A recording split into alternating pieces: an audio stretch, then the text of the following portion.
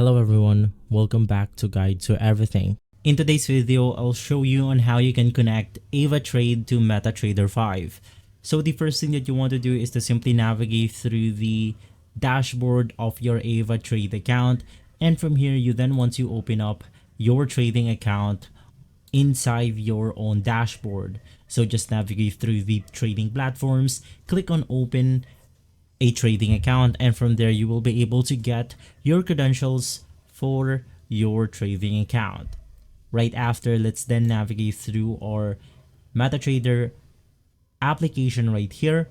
Click on file, click on open an account, and then you want to search for AvaTrade. Open up the right server. In my case, or in my region, I only have the AvaTrade markets, so I'll click on next.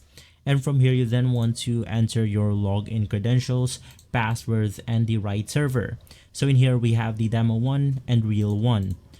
So once again, the AvaTrade login credentials is going to be different from your trading account credentials. So you want to get your credentials inside your dashboard, and then the server will be right beside the login information.